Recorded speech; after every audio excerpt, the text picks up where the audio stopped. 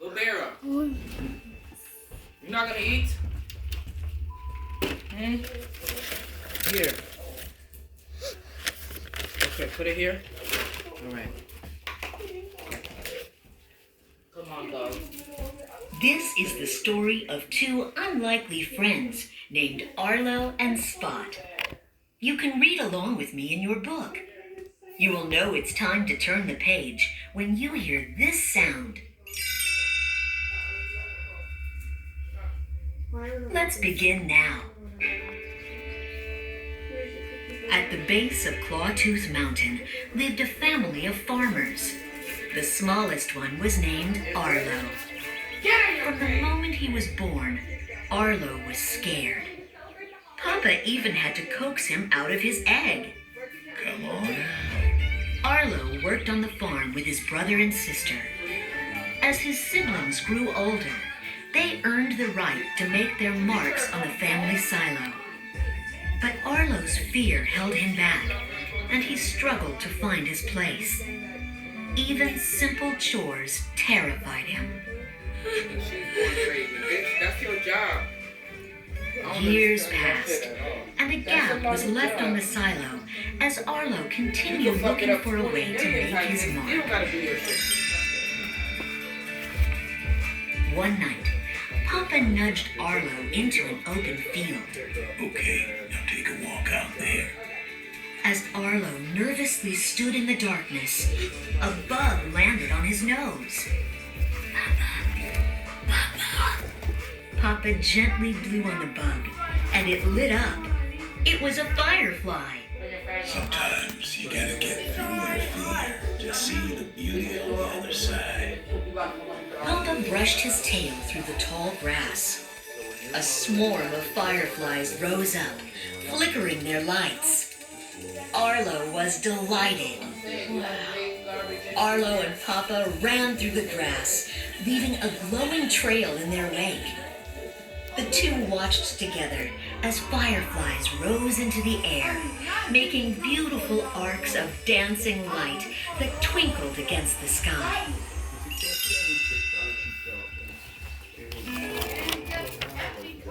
The next day, Papa frowned at a pile of corn scattered around the silo. Something was getting into their harvest. I've had it up to my snout. He gave Arlo an important job. You are gonna catch that critter. This was Arlo's chance to make his mark. Papa and Arlo built a trap, and then Papa left an eager Arlo to protect the silo. But when the trap rattled, Arlo froze. The critter inside looked hurt. Arlo felt sorry for the critter, so he opened the trap. Okay, you're free.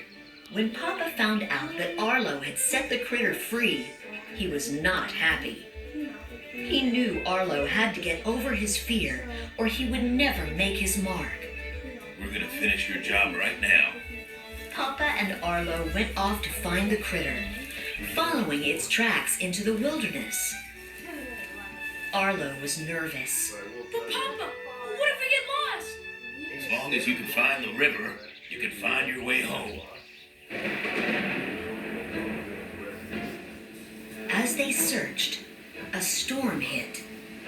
The ground trembled, and a surge of water roared toward them. Papa threw Arlo to safety, but couldn't save himself. The flood swept him away, and he disappeared into the river.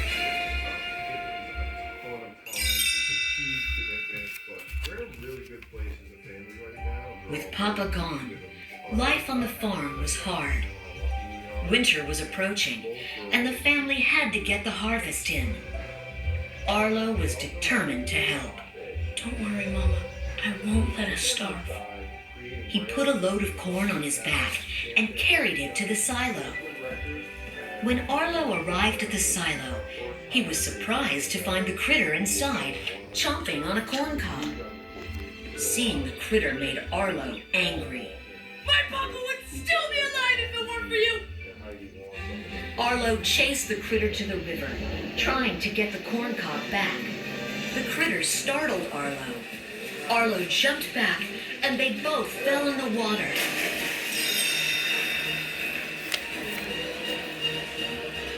The current pulled Arlo farther and farther from home. He gasped for air and tried to stay afloat. Help!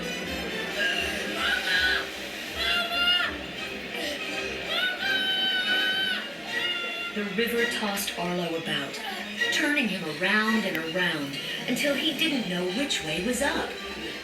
Suddenly, the water swept Arlo toward a huge boulder. Bam! Everything went black.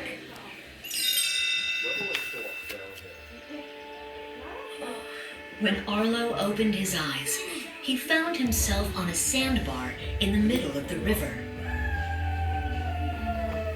He heard a howl and looked up. The critter was looking down at him from a ridge. Arlo struggled out of the river and up the ridge. By the time he made it to the top, the critter was gone. Arlo looked around. Nothing seemed familiar. Where's home? Then he remembered Papa's words. As long as you can find the river, you can find your way home. Frightened and alone, Arlo walked back toward the water.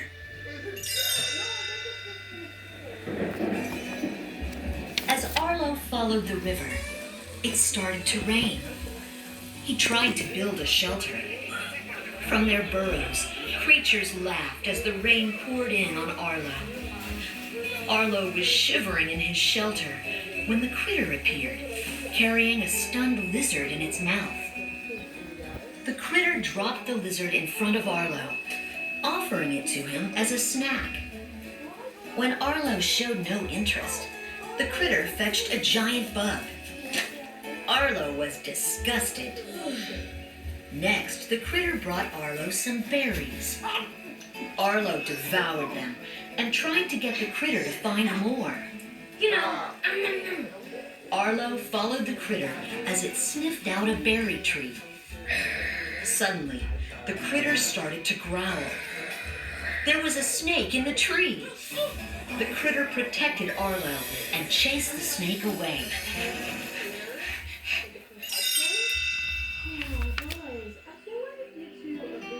Just then, a voice came from the woods. That creature protected you. Why? Arlo frowned. I don't know. Hidden among the trees was a mysterious Styracosaurus. He wanted the critter to protect him. Arlo was not so sure. Wait, he's with me. The Styracosaurus meditated for a moment and then opened one eye. I name him my keeper. Killer. Arlo tried to name the critter too. Robbie! Lunatic! Spot! The critter looked up at that, so Arlo said the name again. Come here, Spot! Spot pranced over to Arlo, and the two ran off.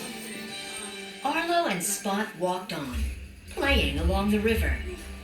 Spot even taught Arlo how to swim. That night, Arlo and Spot found themselves in a field of fireflies. Spot, watch this. Arlo brushed his tail through the grass.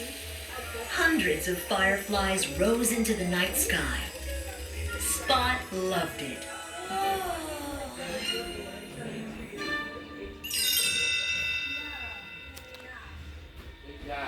Watching the fireflies made Arlo think of Papa.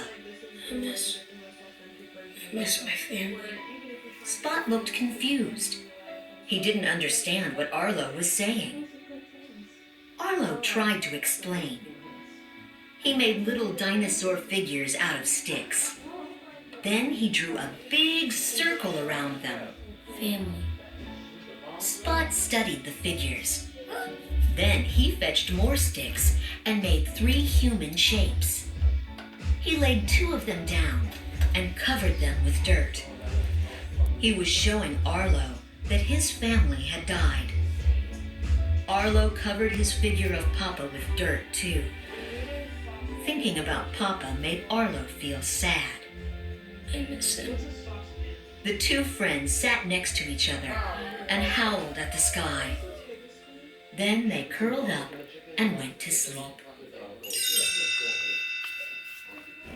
The next day, there was a terrible storm. Scared, Arlo ran from the lightning. It reminded him of the storm in which he'd lost Papa. When the rain cleared, Arlo and Spot realized they had lost sight of the river. Soon, a group of pterodactyls appeared. The beasts attacked and tried to capture Spot. No! Spot! Arlo put his friend on his back and ran as fast as he could. Overhead, the pterodactyls chased after them. Hearing Arlo's cries, some Tyrannosaurus rexes headed toward the friends. But instead of attacking Arlo and Spot, the T-Rexes fought off the pterodactyls. The T-Rexes were looking for their herd of longhorns. Arlo made a deal with them. If Spot could find the herd, they would lead Arlo to a watering hole where he could ask for help. Come on, Spot. Sniff it out, boy. Spot followed the scent to the longhorns. Raptors had taken them. Arlo was frightened, but he and Spot helped fight to get the herd back. For the first time, Arlo had a reason to be proud of himself.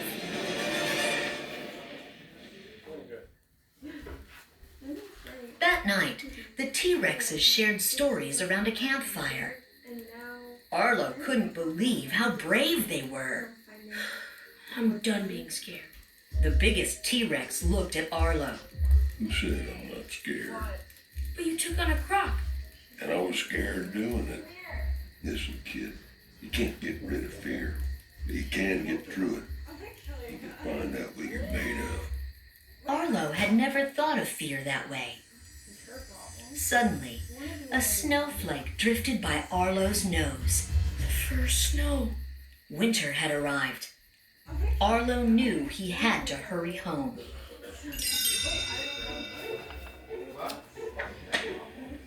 The next day, Arlo helped the T-Rexes drive their herd. When the longhorns started to drift away, Arlo roared at them. As he used his tail to help keep the animals in line, he saw something familiar in the distance.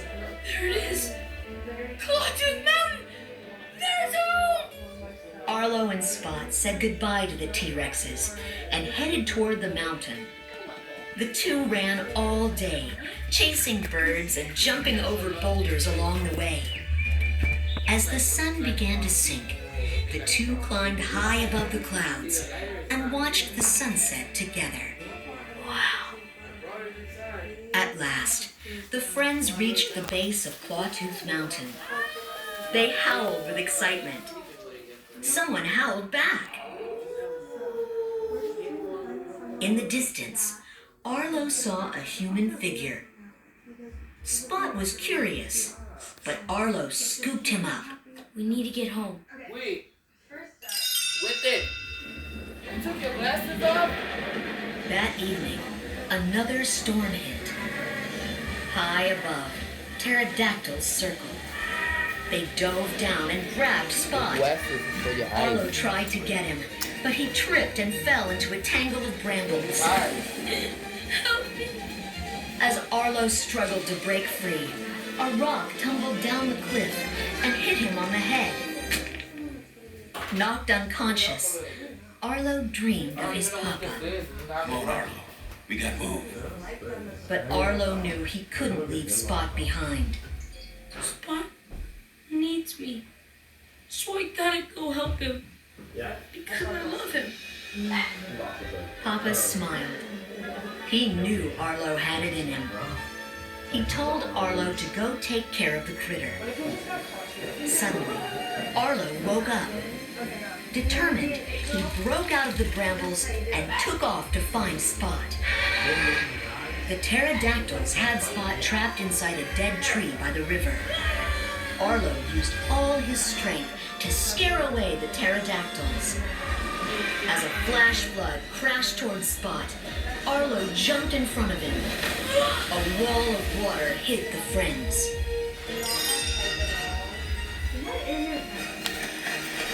Arlo tried to swim towards Spot, but the rapids were too strong. Arlo couldn't reach him. Worse, the friends were being pulled toward a giant waterfall. Arlo grabbed Spot just as the water pushed them over the falls. Wait. The two rose to the Your surface. glasses. Arlo looked at Spot, unsure if his friend was okay. Spot wearily opened his eyes. Arlo had saved his life. Relieved and exhausted, Arlo closed his eyes and took a deep breath. They had both made it. The rain had stopped and the sky was clear. The friends climbed to the top of a ridge.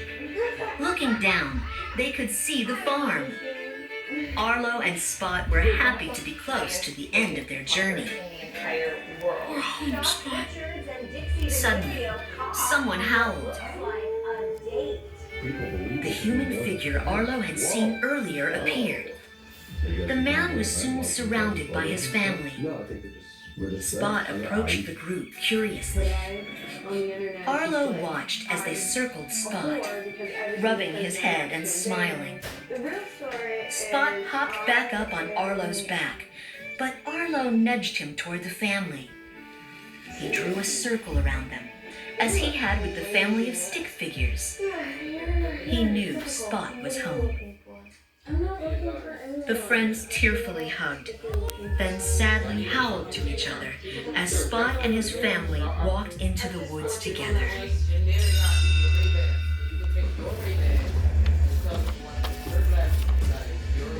Alone again, Arlo walked through the Clawtooth Mountain Pass to his family's farm. Mama looked up from her work in the field and saw him approaching.